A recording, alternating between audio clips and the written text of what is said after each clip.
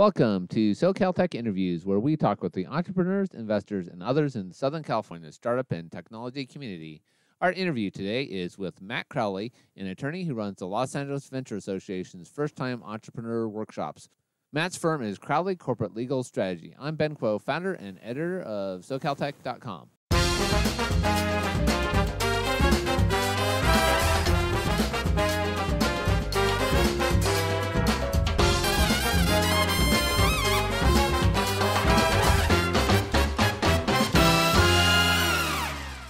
So, hello, I'm Matt Crowley. I'm a venture lawyer. I have my own shop, Crowley Corporate Legal Strategy, and I work a lot with first-time entrepreneurs, usually with getting their company started, and when they locate funding, helping them figure out the securities laws.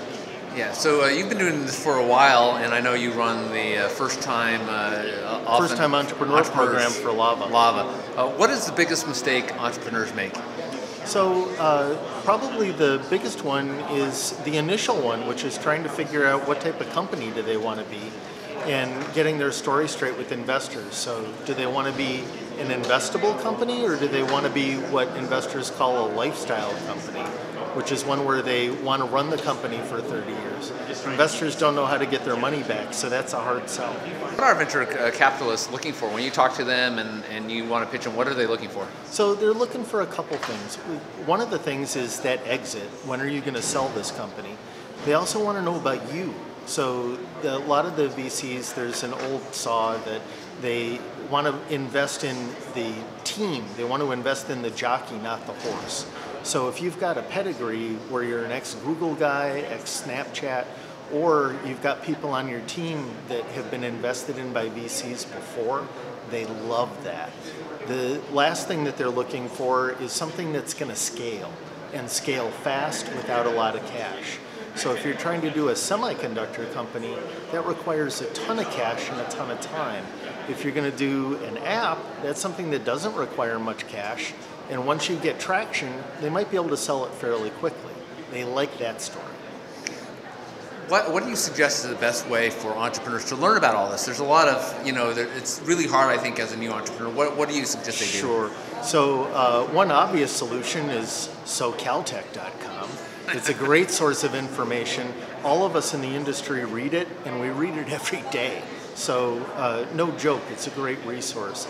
There are a number of organizations, at least around Los Angeles, that are quite useful, like the LA Venture Association. Great places to network, but also to get some education. Speaking of networking, what is the most important thing for entrepreneurs in figuring out networking? How do you network effectively? So I always tell people there's a pre-game, a during the game, and a post-game.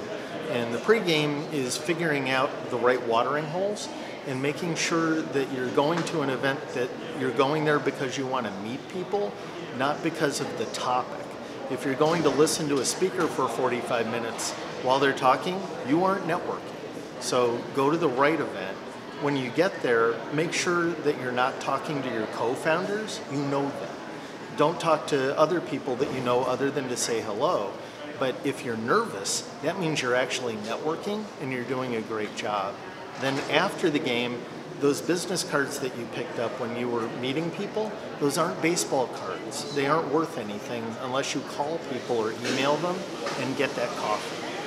What is your favorite part of being in the technology industry?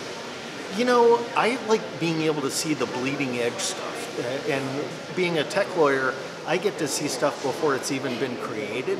And looking at the entrepreneurs and their creativity and the way their minds work, it's a blast. I really enjoy what I do.